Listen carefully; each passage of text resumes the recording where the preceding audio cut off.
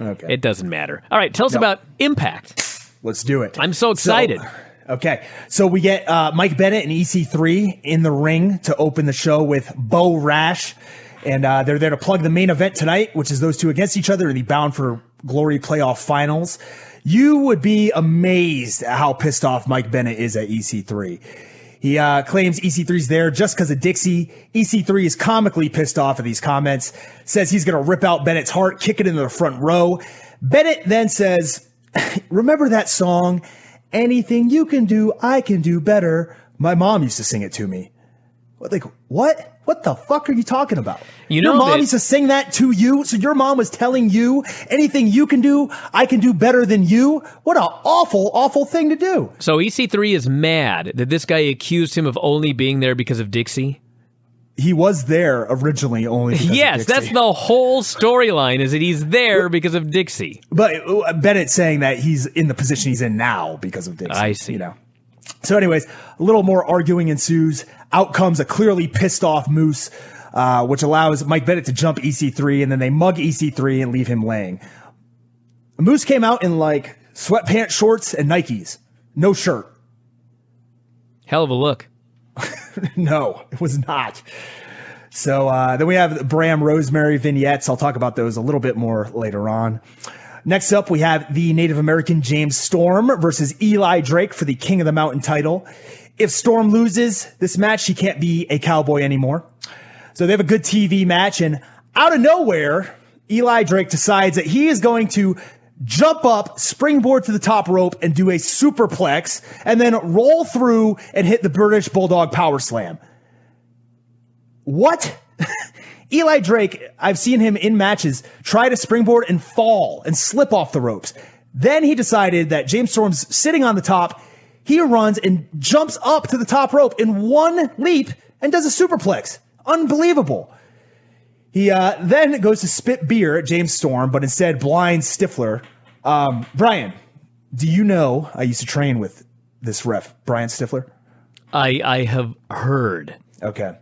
So then he hits a belt shot on Storm for 2. I almost said Lance Storm there. They counter each other's big moves. Eli Drake goes for some other springboard something or other. Gets caught with a last call super kick right to the grill. Loses the title. So James Storm is your new King of the Mountain champion. He can continue to be the cowboy. He will not have to become the Native American. This, of course, brings out a pissed off World and X Division champion. I don't want to extend this any longer than it needs to, but I do have to say. So the storyline is that you can't have a fake gimmick if you lose a match. Well, that was the storyline in this. Isn't the idea supposed to be that James Storm owns land and he's a fucking cowboy? But Eli Drake was mad. He didn't want any more beer. He didn't want the boozer cruiser around. So he can't bring his gimmicks to the ring. Correct. He couldn't be the cowboy James Storm. Okay. He could be James Storm. He can be a cowboy. He just can't be the cowboy. He can't be the cowboy. Okay, I got it. So out comes Riff Raff without the Cadillac Cats, and he challenges Storm for the King of the Mountain title. Storm says he beat an Olympic champion for the title in less than a minute, and Lashley, you're only an NCAA champion, so I could beat you in less than 30 seconds. They then argue a little bit more. He said he could beat him in less than 30 seconds, and then within a minute he goes, "Listen, brother, I respect you like there's no other," or something. It's you just said you could beat him in 30 seconds. So anyways, they agree to a match this Thursday, which Lashley will win and then hold all the titles. So we cut to a scene from one of my last dates while I was single, and that's Rosemary and Bram are in a dilapidated house. Bram is begging, "I just want to get out of here. Do anything else. This is killing me. These stories are telling me, Rosemary. I can't handle it. I want to go drink a beer, watch some footy." Rosemary says she will finally tell him her story. Then we have Gail Kim versus Allie. So Maria comes out. She's pissed. And she says that when she announced this match earlier, she was distracted and that indeed Gail Kim has 2 opponents tonight, not just one. So out comes Knockouts champion Sienna, who the Pope calls the cyborg of the Knockouts division. Josh then says even Amanda Nunes wouldn't want to fight Sienna. So the gimmick of this match is Allie pretending she doesn't know how to wrestle, which is fine, but I'm pretty sure she was just on the winning team for the Lucha Libre World Cup. I'd have to go back and watch that, but I'm pretty sure that she does indeed know how to wrestle, and she's been on TNA in the past having good wrestling matches or attempts at them. So Sienna goes for the silencer, which is her version of the pounce, hits Allie. Gail drop kicks Sienna out of the ring, covers Allie for the 3 count and the win. We then go to Broken Matt Hardy, who's chastising Jeff, says that Jeff ruined his net worth with his selfish injuries after they had solved the Rubik's Cube of wrestling and won the TNA World Tag Team titles. Cut to commercial. We come back, and Matt is in the ring. He ruined his net worth? He said Matt Hardy is claiming that Jeff ruined Matt's net worth by getting injured because they had just won the TNA tag titles. Yeah. And here I thought he had a large net worth. Well, he wants more. Ridiculous line. Anyways, they come back from commercial. Matt is in the ring. He's strongly displeased. He calls for his obsolete mule, Jeff, to come down to the ring. So Jeff comes down. The music by Vanguard 1 plays. Rebby screams in his ear in her 9th century corset. Matt calls Jeff a spot monkey. He says he wants Jeff to win the tag titles by himself to make it up to Matt. And, oh yeah, because you're a spot monkey, that's the only reason that you were popular to begin with. And you are no longer allowed to jump off the top rope.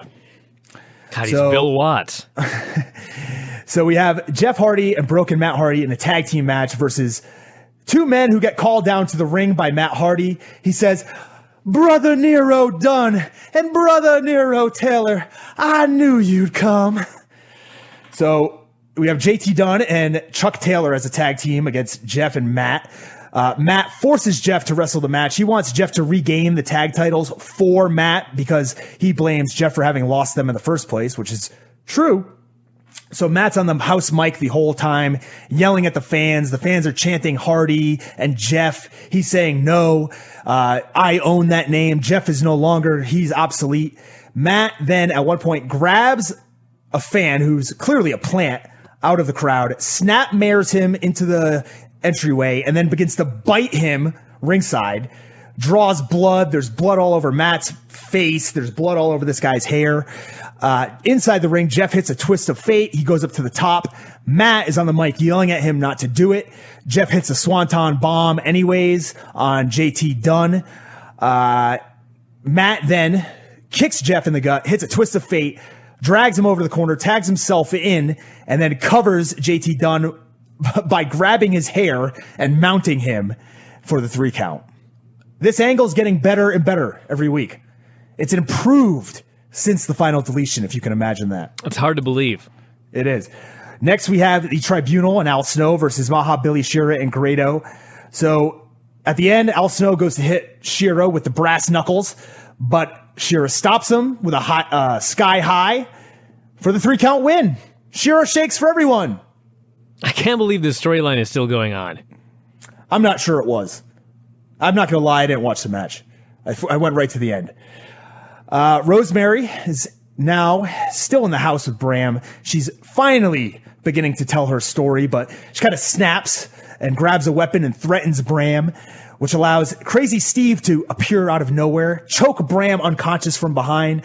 They drag him through the woods and stuff him into a car trunk. I can only wonder if this angle is based off of Bram's previous relationship experiences. And the final segment, if you can believe it or not. No, I can't. What did you skip? Half the show? I promise you, maybe like 2 backstage segments. Wow. But we have EC3 versus Mike Bennett in the finals of the Bound for Glory playoff finals. This was a good match. Lots of near falls. Went about 15 minutes. Solid stuff. Towards the end, Maria goes to slide in a kendo stick to Mike Bennett so that he can use it to hit EC3. But the ref sees this. He goes over and argues with Maria, boots her out from ringside. Inside the ring, EC3 hits Bennett with the kendo stick for a close 2 count, but he kicks out. Moose then runs down to try to help Mike Bennett during the match, but Eddie Edwards also runs out as Moose is on the outside and runs and hits, dives over the top rope, takes Moose out with a dive. back in the ring, EC3 and Bennett reverse each other's finishers 5 or 6 times until EC3 finally spins around, hits the 1%er, makes the cover, gets the win, and heads to the Bound for Glory finals or main event match against the champion, which I assume will be Bobby Lashley for all 3 titles. I bet you that EC3 wins, and then he keeps the world title, and then we get the other titles dispersed amongst the Impact roster. Dude, I think they should keep the Triple Crown title. It's something different. Why not? Yeah, they could. But, I mean, could you imagine EC3 trying to do an X Division match? Dude, I've seen Samoa Joe do X Division matches. I've seen them all.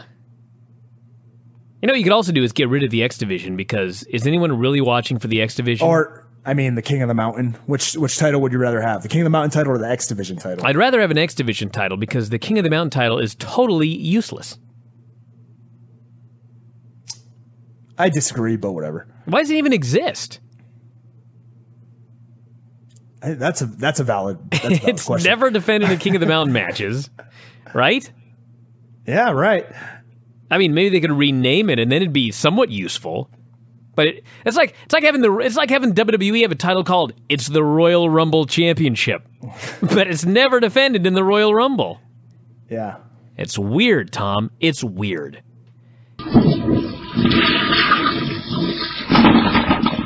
Do it. This is Impact from last week, 8/11/2016. We have a video package right off the bat recalling last week's Bound for Glory playoff finals, and we get a preview of Lashley versus James Storm for the TNA Triple Crown later on tonight. So EC3 down to the ring. By the way, Tom, I hate to interrupt, but didn't I tell you that I thought he was going to win the Triple Crown and you doubted me? No. What I said was I didn't think that they would defend all the belts together. I see. Well, yeah. At the end of the day, you were right. Yeah. So, EC3 down to the ring, and he is jovial. He lets the fans know he is, in fact, bound for glory. This brings out Lashley, and he's pissed. This also raises the ire of James Storm, who's pissed. And he comes down to the ring, and he and Lashley end up brawling to the back. This gives the Miracle and Moose, who are also pissed, time to attack EC3 from behind. While this is going on, Pope drops the line, "OMG, one Moose gang!" And then an angry Eddie Edwards runs down to make the save. Please tell me you're making up OMG, the one Moose gang. I wish I was. Wow. I don't have the lack of brain power to come up with that. Man. Yeah. So this was supposed to be a match later on, but we're going to get it right now. We have Eddie EC3, which is actually what Eddie Edwards called them, Eddie EC3 versus Moose and Mike Bennett. So, like I said, it was supposed to happen later on. It's going on now. Pretty good TV match, including stereo suicide dives by Edwards and EC3. Seeing EC3 fly through the air is a sight to behold. So the match reaches its finale as Moose catches Eddie Edwards with a top rope sky high, which Josh referred to as the go to hell. But the Miracle, while this is going on, made a blind tag and came in and covered Eddie Edwards as Moose was still pinning him, so that he got the win for the team. Moose still pissed off. As always. Mm-hmm. Next, hallelujah, Damien Sandow's here. We have a savior for TNA. It's not really Damien Sandow. He is now going by the name of Aron Rex. Josh then name drops Stu Bennett, which you wouldn't know who that is unless you're on Twitter. It's Wade Barrett. Ryan Reeves, who you may know is Ryback. And he also says, this guy's name, Aron Rex, his release, or his name, looked like, how did he put it? It looked like a release, or a, wait a minute, what? I can't even read my damn notes. I feel like Granny. Hold on. Was there a neck hold? No. Okay. His release looked like a mistake on a Word document. So basically he was saying that he couldn't believe he got released. Rex badmouths management from his last company, but puts over that it was kind of his fault for putting the fans first. The crowd begins to chant, "You're a genius," and he corrects him and says, "Look, I've never had my IQ tested, but thank you. I am here to tell the truth, and from now on, I'm doing it my way. So he's a heel? Why would he be a heel? Well, he said that in his old company it was his fault because he cared too much about the fans, and now he's going to do things his way. That sounds like a heel promo. Yeah, that's. I mean, I was paraphrasing. I don't expect you to get it. I mean, you don't expect me to get it. Well, you don't watch. No, I don't. Yeah. But you recapped it. And it sounded like this guy was a heel. Yes, but let me put it this way, Brian. The victors are who writes the history books. I see. Okay. And in this case, being that I'm the last man watching the show, I outlasted everybody. I am the victor, and I will tell you what's going on this show. Okay. So we have Maria, Gail, and Allie in the back. Maria is bad-mouthing Allie to Gail right in front of her. Gail has a no DQ match later on tonight. She's attacked by her opponent in that match, Marty Bell. This leads to their match in the ring after the commercial break, where Gail almost killed herself doing a blockbuster to Marty. Gail goes up top. Maria pushes her off of the top rope, hands Allie Marty's boomstick, her police stick, commands Allie to go in and hit Gail. As Allie goes to hit her, Gail traps Allie, throws her into Marty, rolls up Marty for the 3 count. Heels beat up on Gail. Out comes Jade to make the save. Maria backs off and says, you two will have a match next week. So if Jade doesn't in fact defeat Gail, she will never get a chance for the Knockouts title again. In the back, we have Eddie Edwards. He's bitching at Moose and Mike Bennett about suffering a clean loss earlier in the opening match. So he wants a match with Mike Bennett. Instead, he will face Moose next week. So we have an awesome segment, which is Matt Hardy in a car driving somewhere, and he's speaking to the driver.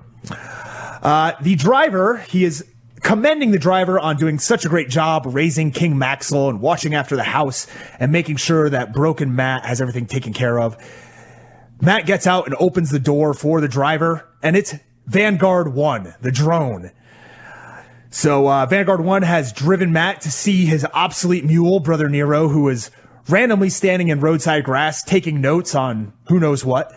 Matt lets Brother Nero know that Decay, he has had a premonition, and that Decay has tried to abduct King Maxwell.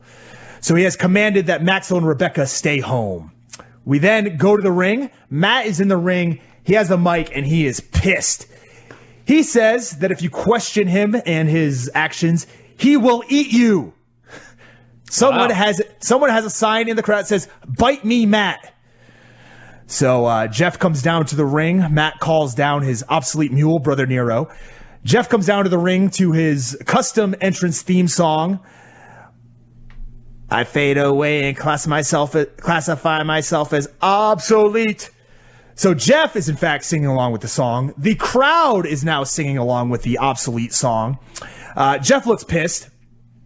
Matt basically gives him a speech, says, "Brother Nero, you must pay back the debt that you were owed for losing the tag team titles. I want you to go out there and win these tag team titles by yourself." So out comes Al Snow, and for some reason or another, he's pissed off. He and the Tribunal run down the crowd. They talk some trash to Broken Matt, and Brother Nero wants a match against the Tribunal and Al Snow right now. So the match begins. Matt is on the outside. He's not going to tag in. He wants Jeff to do all the work by himself. But he's on the outside arguing with a fan who has a Jeff Hardy sign.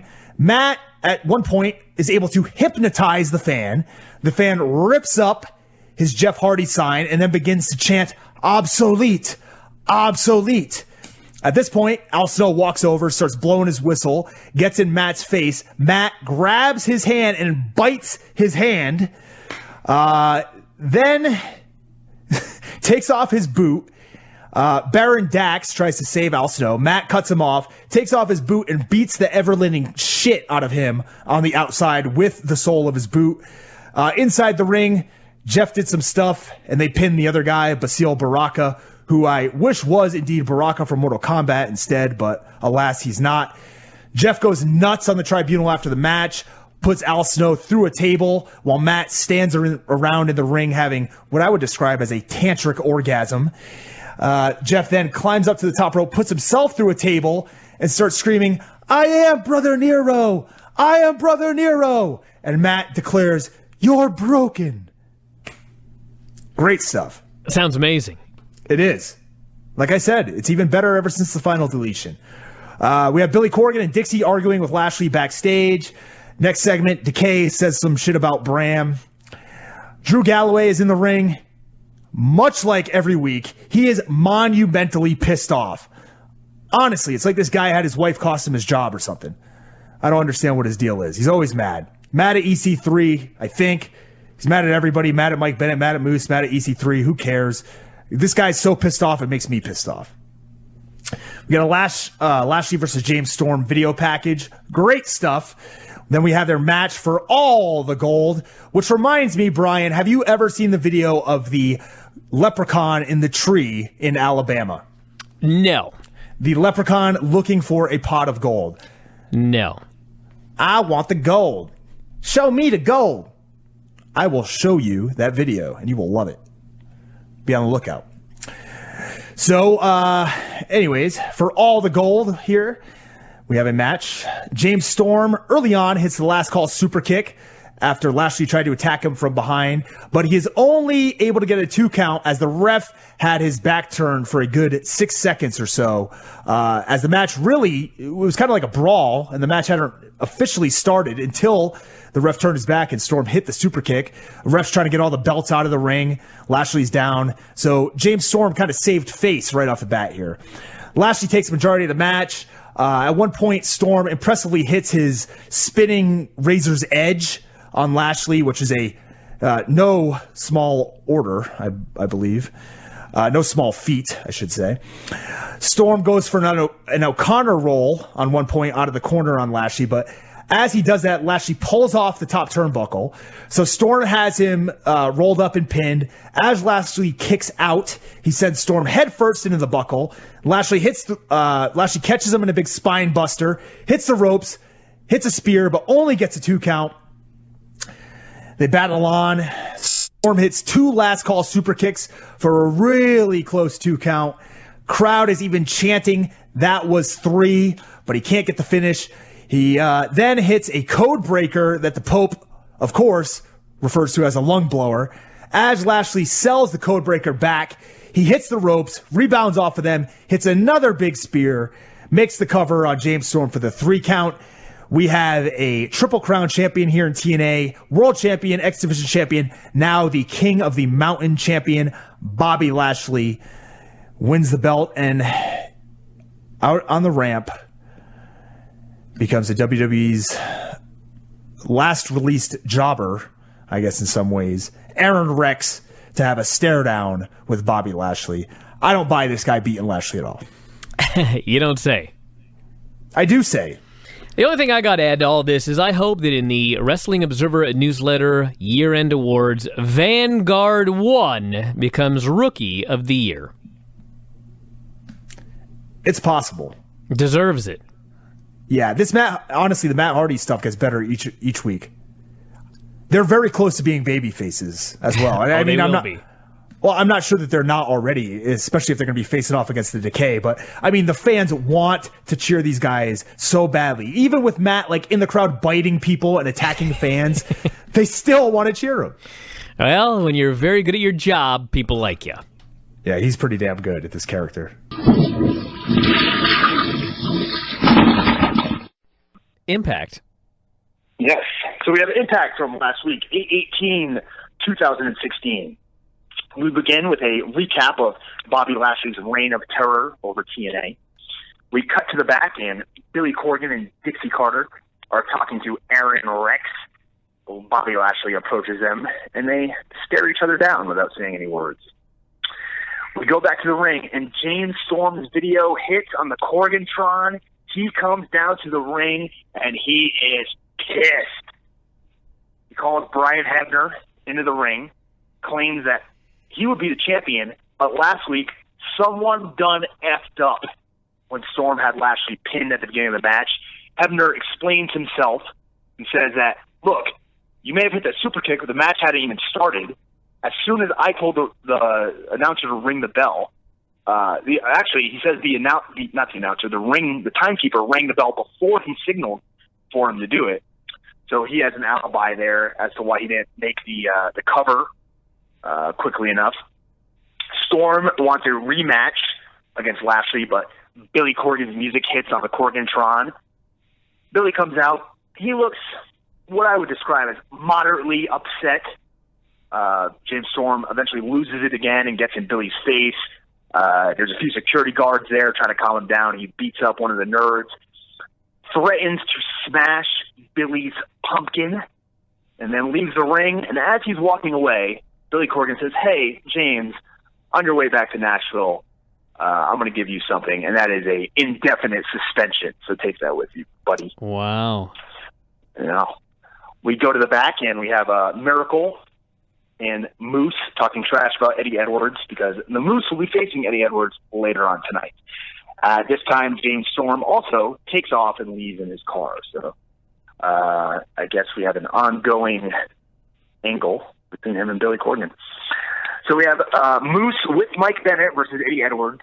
So Moose enters to Mike Bennett's music, doing his Moose chant, which is weird as hell.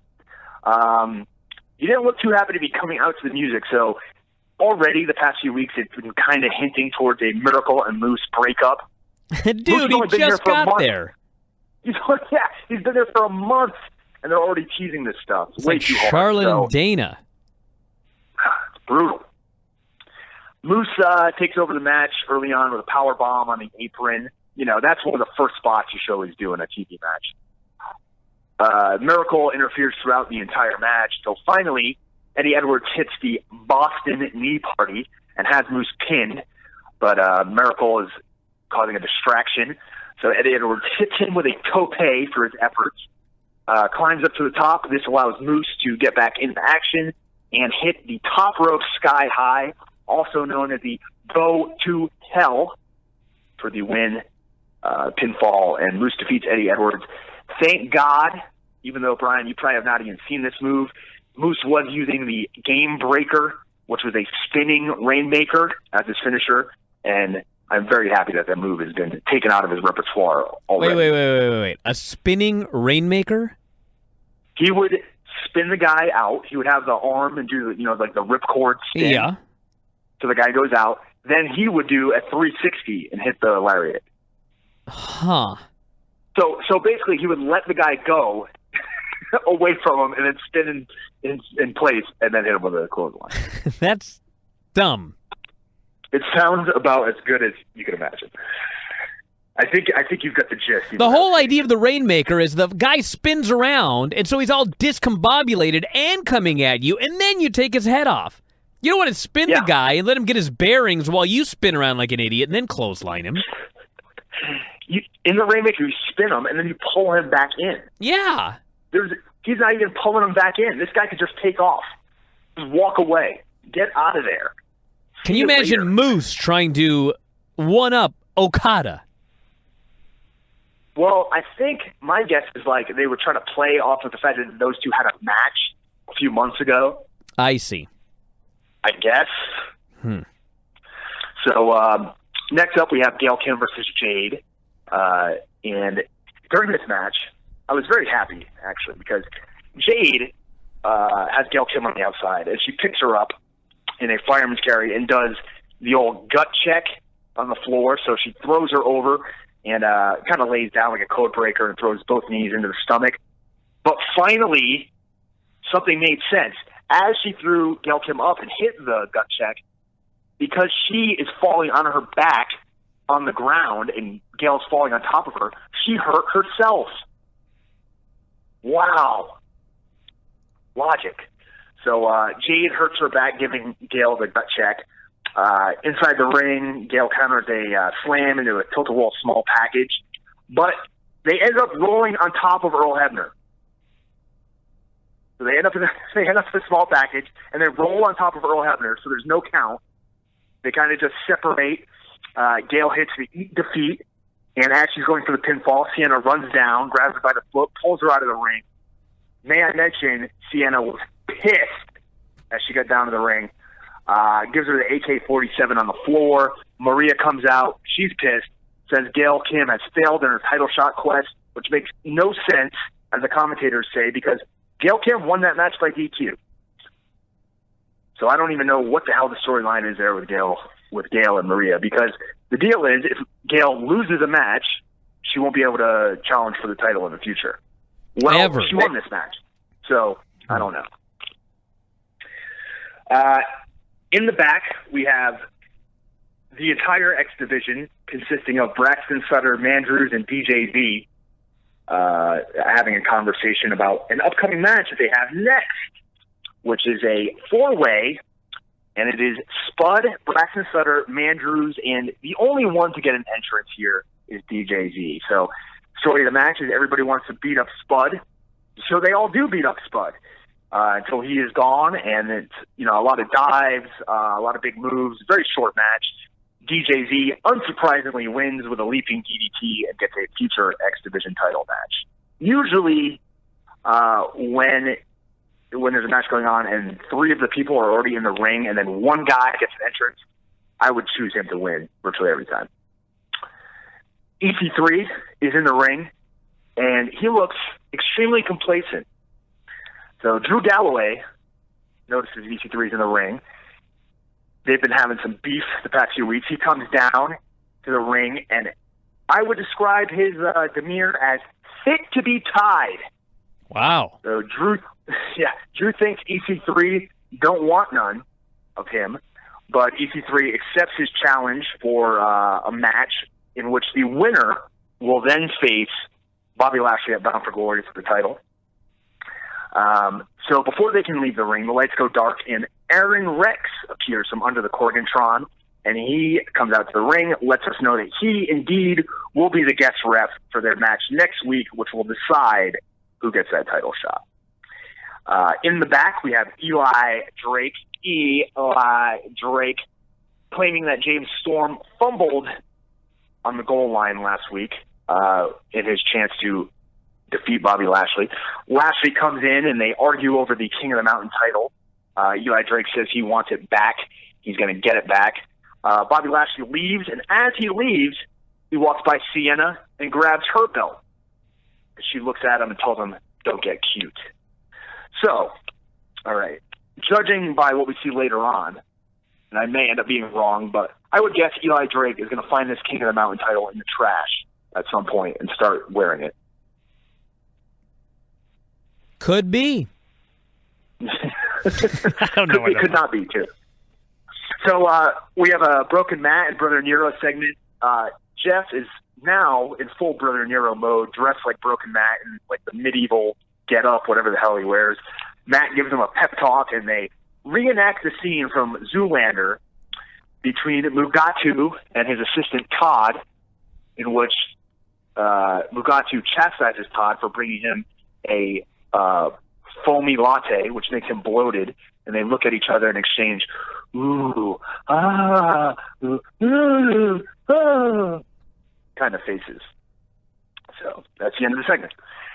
Eli Drake is down to the ring, and he is hopping mad. So we get a dummy yeah chant by the crowd, actually. Eli Drake calls out Lashley, but instead we get a bent out of shape Mahabali Shera. Wow. So Eli Drake said, if I wanted a cross-eyed half-wit to come down to the ring, I would have asked for you, but I didn't. So he goes to leave, then decides he's going to take a swing at Shera. He misses, and the ref just rings the bell. So apparently all it takes is for you to enter the ring, and if the guy throws a punch at you, a match must begin. Interesting in the TNA rule book there. So at one point, Shera throws Drake in the corner, hits a clothesline.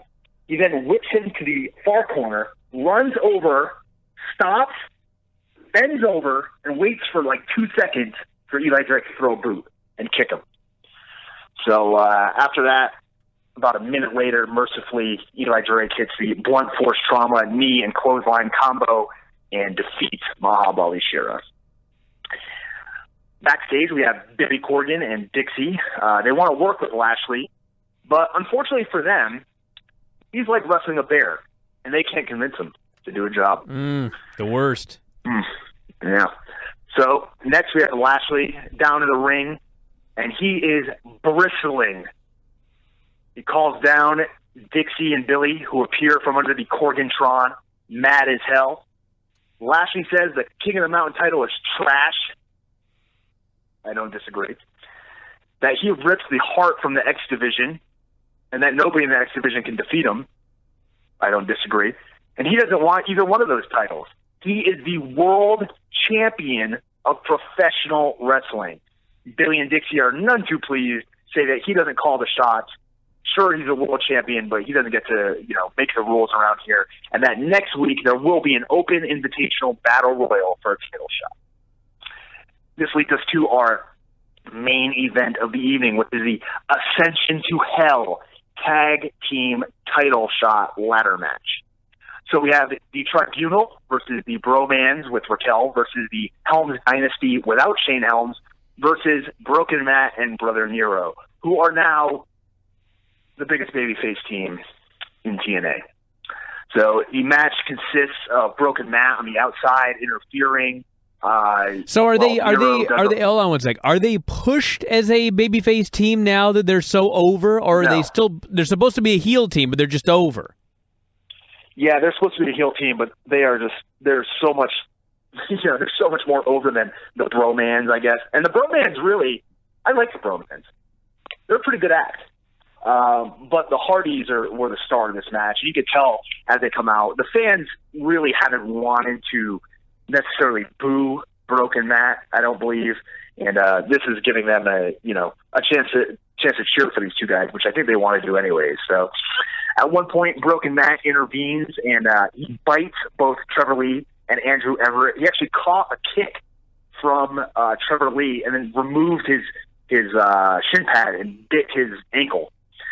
So at one point he goes to eat Raquel, which I really don't blame him. But the BroMans cut him off, hit some big moves. Eventually it boils down to the Helms Dynasty and the Hardys in the ring. Matt hits an absolutely gross-looking side effect on a ladder, which is propped up on its side on Trevor Lee. He hits side effect. Andrew Everett comes in, tosses Matt. He goes for the contract, but Jeff gets up on a ladder, leaps off of a ladder onto Andrew Everett, who's on another ladder, hits him with a clothesline. They wipe out. This allows Broken Matt to come in, scale the ladder, and win the match, get a tag team title shot for the future, and he ends the show by having a teeth-chattering orgasm to celebrate. Oh, wow. Yes. All that over a contract. Well, it's a pretty good storyline. Hey. Because at the root of it, the whole reason why Matt has been trying to break Jeff Hardy is because he thinks Jeff Hardy screwed him over by, getting injured and losing those tag team titles. That is right. He blames it on Jeff. So this is like a long-term storyline somehow, 1 year later. You are absolutely correct. Man, who would have ever thought when that all went down that Broken Matt and Broken Nero would be fighting for these tag team titles again?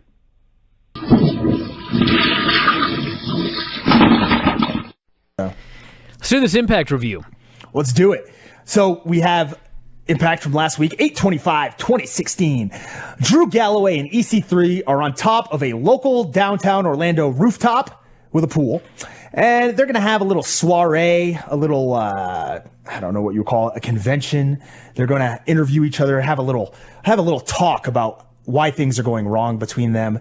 So they're going to decide to share some whiskey and talk things over on the roof. And then we get a video recap of the multiple times that EC3 has inadvertently hit Drew Galloway and cost him titles or title shots. As we go to the ring, we have a battle royal for a world title shot at Bobby Lashley. So Bobby Lashley comes down to ringside to get on commentary. This causes the Pope, who has beef with Lashley, to leave. During this match, everyone gets an individual entrance to kill time. So there's such luminaries as Grado, the great Grado, the Tribunal, Mike Bennett, Moose, Eddie Edwards. They're all in this match.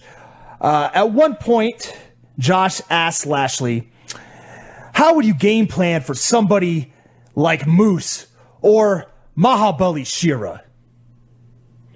So, I mean, my game plan for Mahabali Shera would just be to punch him once and probably defeat him because he sucks. But Lashley doesn't even really put over Shera. The point of this match is to put over Moose as a threat to Lashley. So Lashley's talking about Moose the whole time on commentary. The final four of this battle royal are Eddie Edwards, Jesse Goddard's, Moose, and Mike Bennett. Goddard's is eliminated with a over-the-top chokeslam by Moose.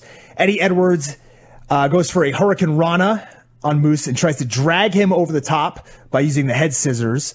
But Miracle runs over and dumps them both out to win the match as Moose looks on, pissed off at his buddy, or his supposed buddy, Mike Bennett, who has now won the match and has a world title match in the future. A battle royal. Yep. Huh. Why not? I don't know. You can do a series of matches where men would pin each other, and then the man who wins would get a championship match. But a series of matches where one man defeats the other and gets a title shot. They just did that with the Bound for Glory playoffs. So I'm not too mad that they went and had a battle royal here. Another thing is that this battle royal was set up in response to Lashley wanting to call all the shots and determine that he would be the Triple Crown champion, or he would just throw those other belts away. Okay, so then Billy Corgan made this battle royal for a world title shot. So I think the idea is that whoever wins this will be fresher than they would be if they came out of a series of matches, and in turn, that'll be worse for Bobby Lashley. I see. Makes sense? Sure. Okay, I'm glad something does. So next we have Broken Matt Hardy down to the ring. Appears not to be too pissed. He claims that he has a key to destiny, a.k.a. a World Tag Team title shot. As he continues to talk, Brother Nero's music hits. Matt looks on, perplexed. The crowd sings along to Brother Nero's music. I fade away and classify myself as obsolete. Obsolete. So Matt says he is going to render Decay as obsolete. Matt and Jeff are standing in the ring as Rosemary appears in the rafters with a mic. She cuts a promo. Abyss comes down to the ring with a mic, cuts a promo. Crazy Steve in the crowd, cutting a promo. Matt Hardy, Broken Matt, threatens to eat them all. But instead, Abyss comes out of the ring, and we get a match between Abyss and Brother Nero, which is mostly brawling. At one point, Nero has Abyss down, but instead of going for the pin, climbs up to the top and dives onto Crazy Steve on the outside. Crazy Steve interferes, goes for the mist on Brother Nero, but Nero ducks it. Abyss gets hit with the mist. Nero hits a twist of fate for only a 2 count. On the outside, Matt Hardy grabs the mic, says, "The man in my premonition was Crazy Steve," grabs a hold of Crazy Steve and begins to bite him, bites his ear until he draws blood. So this goes on. I mean, he's biting him for like a minute at least on the ground. During this, Brother Nero goes up top. Rosemary goes over and rakes his eyes. Abyss hits him with a black hole slam, makes the count for 3, wins the match.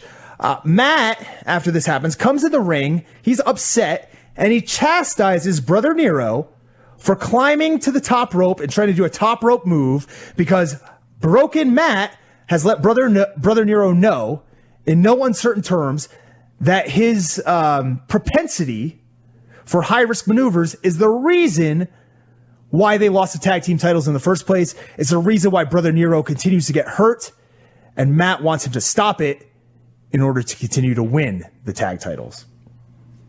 Well, to be fair, he's right. He is right. And these two are now, they didn't even have a turn. Matt Hardy had no turn, but he is now a huge babyface. So the crowd is chanting Brother Nero as Matt urges him on to embrace being broken. We go to the back, and we have Maria yelling at Allie for missing an email about Sierra's upcoming title defense. Billy Corgan comes and interrupts and lets us know that he is the one that made the match.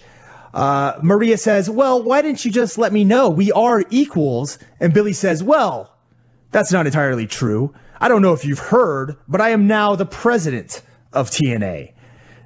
And I have made this match where Sienna will defend her title. And she better go get ready because it's about to happen now.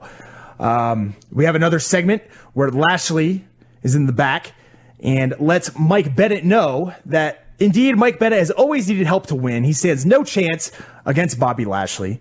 And Lashley lets Bennett know that you should probably worry a little bit more about Moose right now than you are worrying about me. So then we have a match between Sienna, Madison Rayne, Allie, Jade, and Marty Bell for the Knockouts title. So the story of the match is Allie doesn't know how to wrestle. Sienna's in control. Allie is trying to help Sienna, but keeps screwing things up. Jade hits a package pile driver on Madison Rayne. Marty comes in, breaks it up, grabs her boomstick, goes to hit Allie with it, but Allie grabs it. They have a little tussle. Accidentally, Allie hits Sienna with the stick, sends her to the outside. Marty then cracks Allie in the back of the head with the stick, which knocks her out. But as she is KO'd, she falls on top of Madison Rayne. In comes Jade with a drop kick to Marty Bell to send her packing. The ref makes the cover, or the ref makes the count as Allie is on top of Madison Rayne. 1, 2, 3. The recently KO'd and still knocked out Allie is your new Knockouts Division champion. So Allie does not know how to wrestle, but she's the women's champion. That is the storyline. Despite the fact that we've seen her wrestle on TNA under a different name multiple times, and she was in a team that won the Lucha World Cup a couple months ago. So pretty sure she's actually not bad. But, her character is not supposed to be good at wrestling, and she plays a character very well. So she is in the back, ecstatic, excited, fawning over the title. And then the interviewer asks, what do you think Maria is going to think of this? And she just looks at the belt and gives the saddest, oh. So we have a segment with Drew and EC3 back on the rooftop having their little meeting or soiree.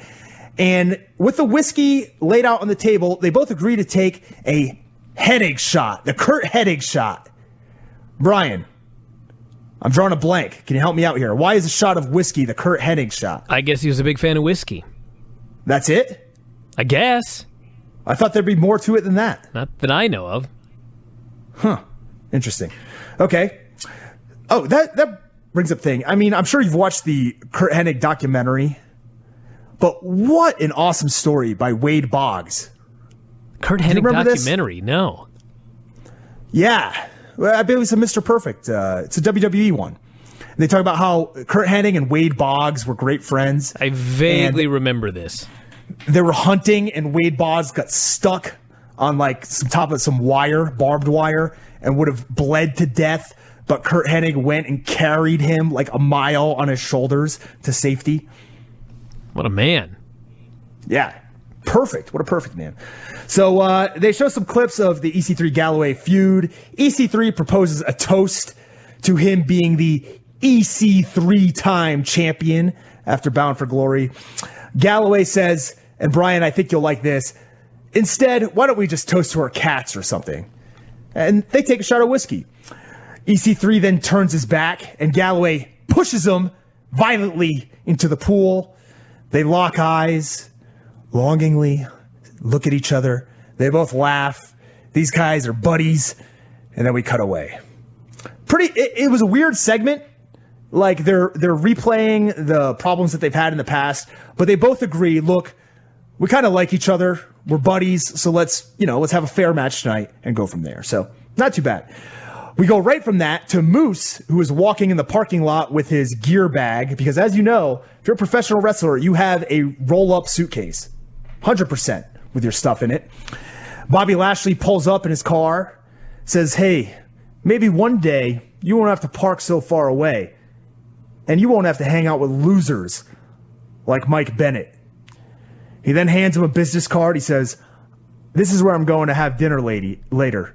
Maybe if you come by, we can share a steak or something, and maybe I'll even let you pick up the tab. And then drives off. Way to pick him up. Well, something. So we get a segment of the Fact of Life with Eli Drake, who informs us at the beginning that this Fact of Life is brought to us by the WCC and Baba Booey. I don't know what the hell he's talking about. So Eli Drake has all the Howard Stern reference, and Jeremy Borash is in close with them.